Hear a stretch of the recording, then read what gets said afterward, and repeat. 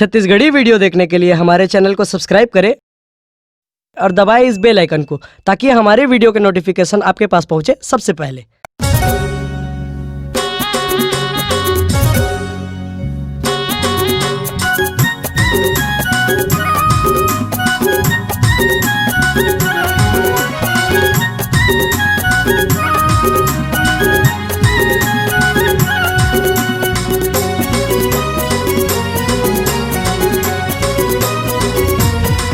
ये वो गोरी तो जवानी के देना चाहते चढ़ के छानी। ये वो गोरी तो जवानी के देना चाहते चढ़ के छानी। अरे भैया बना डारे मोला वो कॉलेज वाली दीवानी। हे दे भैया बना डारे मोला वो कॉलेज वाली दीवानी। अरे तू रात दीवाना ज्यादा छनते तेराना। अरे तू रात दीवाना ज्यादा छनते तेराना। अरे कहीं बना डरी मोला रे काबर मारा थसे ताना। अरे कहीं बना डरी मोला रे काबर मारा थसे ताना।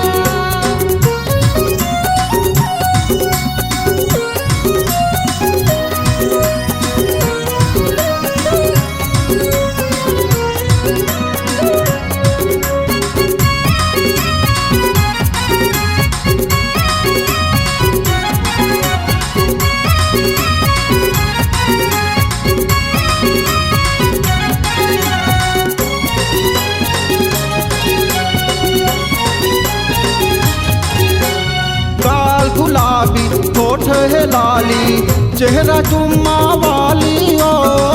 चेहरा चुम्मा वाली ओ मने च मन मा देवत रही थस मोला का पर गाली ओ। मोला का पर गाली ओ।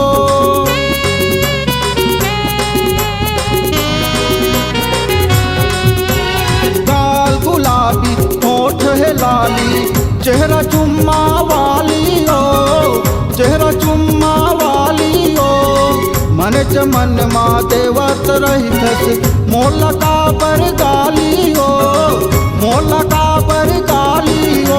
एवो टूरी तय दीवानी दिखे पाके कलिंदर कचानी। एवो टूरी तय दीवानी दिखे पाके कलिंदर कचानी। अरे भैया बना डारे मोला वो कॉलेज वाली दीवानी। अरे बही बना डारी मोला रे काबर मारा थसे ताना।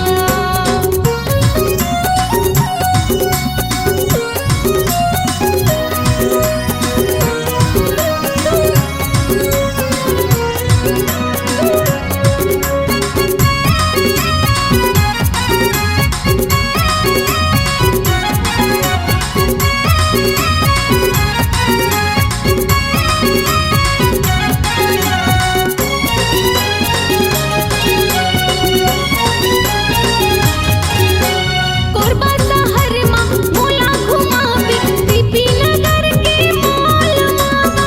पीपी नगर के मॉल मागा बड़े पर्दा मा मूवी दिखावी चित्रा सिनेमा हॉल मागा। चित्रा सिनेमा हॉल मागा।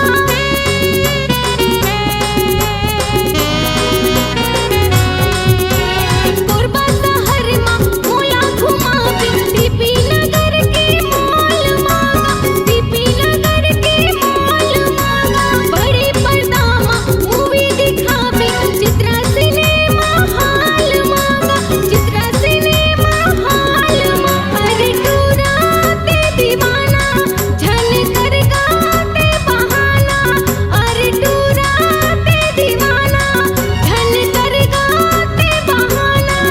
अरे वही बना डारी मोला गा काबर मारा थसे ताना। अरे वही बना डारी मोला गा काबर मारा थसे ताना। एवो गोरी तो जवानी। एवो गोरी तो जवानी एक नाचत चढ़ के छानी।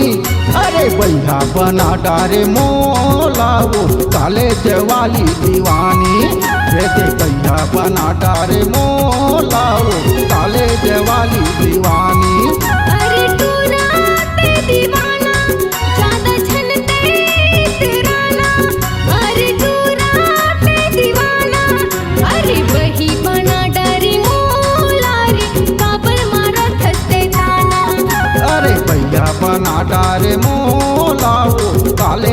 वाली दीवानी।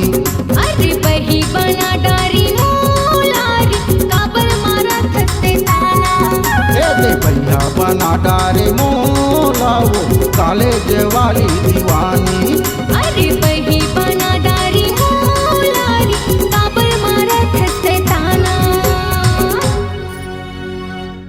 अगर आप अपनी आवाज को एक नया आयाम देना चाहते हैं तो चले आइए मल्टी ट्रैक डिजिटल रिकॉर्डिंग के लिए संपर्क करें HK म्यूजिक कंपनी, कोटा डबरी, चांपा, छत्तीसगढ़।